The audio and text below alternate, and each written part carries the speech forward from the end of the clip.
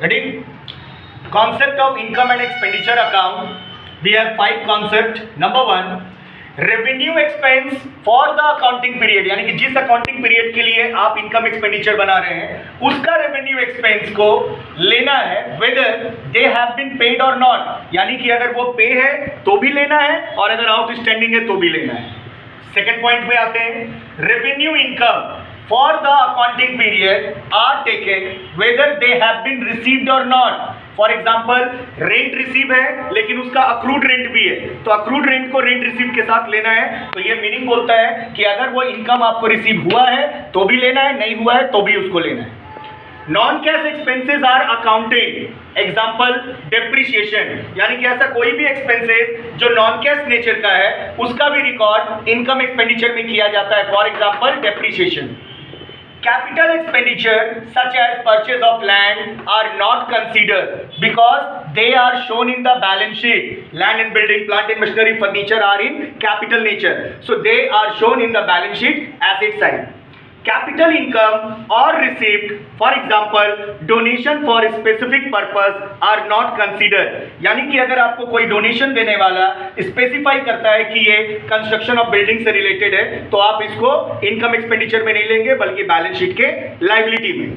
अब यहाँ पे स्टूडेंट को ये सेग्रीगेशन होना चाहिए कि कैपिटल एक्सपेंडिचर क्या होता है, रेवेन्यू एक्सपेंडिचर क्या होता है, कैपिटल रिसीव्ड और इसी तरह से रेवेन्यू रिसीव्ड। तो सबसे पहले आते हैं capital expenditure.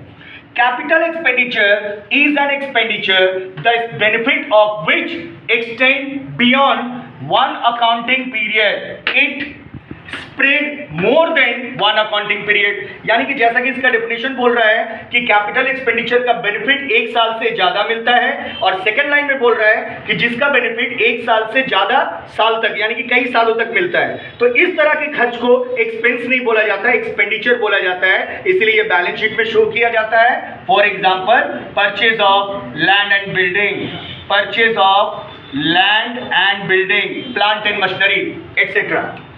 Revenue expenditure is that expenditure that benefit of which expire within the accounting period, यानी कि 1 साल का अकाउंटिंग साइकिल होता है, तो उस एक अकाउंटिंग साइकिल में आप जो भी खर्च करते हो उसको रेवेन्यू एक्सपेंस बोला जाता है। For example salary paid to employee और staff, rent, honorarium, insurance etcetera.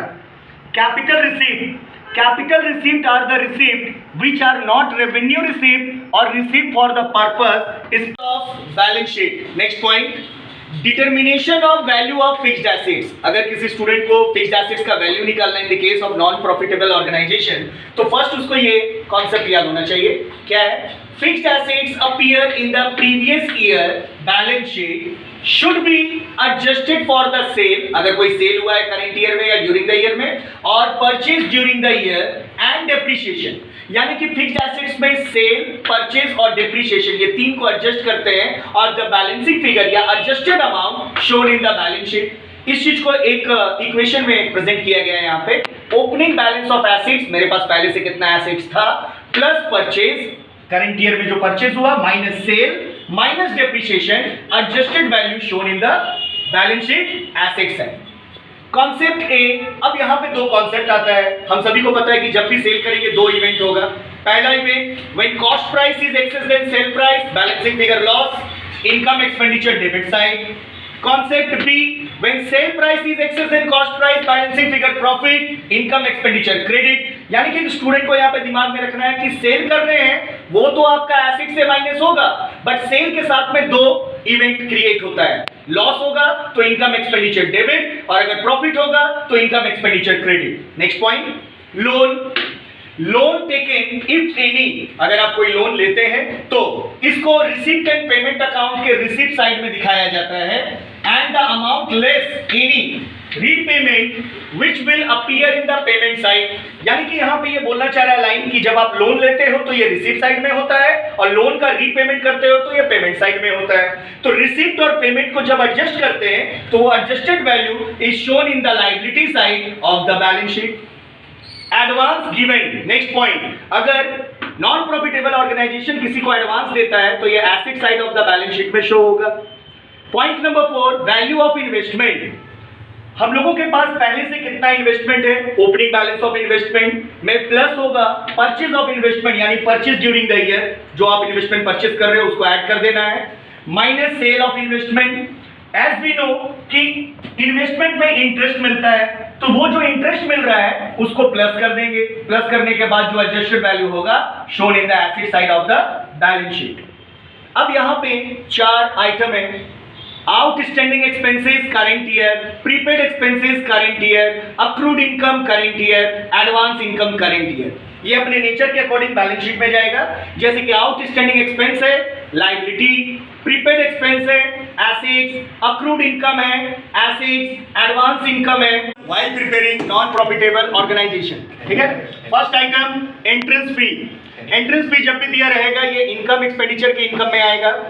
Life membership fee liability side जाएगा, लेकिन ये कैपिटल फंड में लाइफ मेंबरशिप प्लस हो जाएगा क्योंकि ये कैपिटल इनकम है और इसको कैपिटलाइजेशन किया जाता है। स्पेशल रिसीप्ट जब भी दिया हो, जैसे for example receipt for annual dinner, ये लायबिलिटी साइड जाएगा।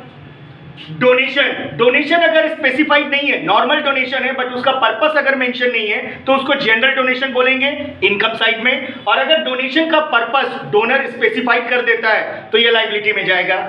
लेगेसी, सेम लेगेसी का है कि अगर लेगेसी के साथ में आपका कुछ भी मेंशन नहीं है तो ये जनरल लेगेसी होता है, इनकम साइड में जाएगा, और अगर लेगेसी का पर्पस स्पेसिफाइड हो तो ये लायबिलिटी में जाएगा। Grant, government grant generally liabilities में जाता है। Sale of used sports material, जब भी आप स्पोर्ट्स मटेरियल को सेल करते हैं यहाँ पे 2 कॉन्सेप्ट आता है। कॉस्ट प्राइस, अगर सेल प्राइस से ज्यादा है तो loss, debit side income expenditure, और अगर सेल प्राइस कॉस्ट प्राइस से ज्यादा है तो profit, credit side income and expenditure.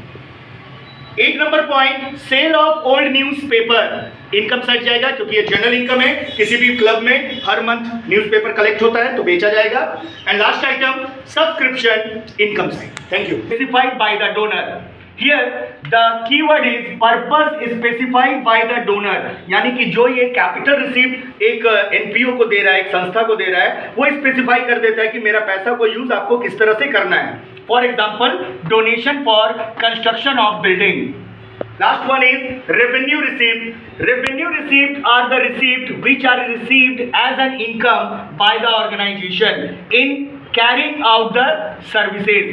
यानी कि वो रिसीप्ट जो आपका एनपीओ को चलाने के लिए रेगुलर वे में लिया जाता है, जिससे वो ऑर्गेनाइजेशन को चलाया जाता है, उसको हम लोग बोलते हैं revenue receipt. For example entrance fee जो हमारे मेंबर से मिलता है, सब्सक्रिप्शन मंथली और एनुअली हमारे मेंबर से मिलता है। Thank you. लायबिलिटीज। नेक्स्ट आते हैं point number 6, cash and bank balance. अगर क्लोजिंग है तो ये बैलेंस शीट करंट ईयर में आएगा। जस्ट इसका अपोजिट कैश और बैंक बैलेंस अगर ओपनिंग है तो ये ओपनिंग कैपिटल फंड के कैलकुलेशन में जाएगा। पॉइंट नंबर 7, सरप्लस और डेफिसिएट। कैपिटल फंड में सरप्लस प्लस होता है एंड कैपिटल फंड में डेफिसिएट माइनस होता है। Thank you. Important item while preparing non profitable organisation. First item entrance fee. Entrance fee जब भी होगा ये रिसिप्ट एंड पेमेंट अकाउंट के रिसिप्ट में जाएगा और ये जाएगा इनकम एक्सपेंडिचर के इनकम में, यानी कि यहाँ पे वीडियो बंद करिए।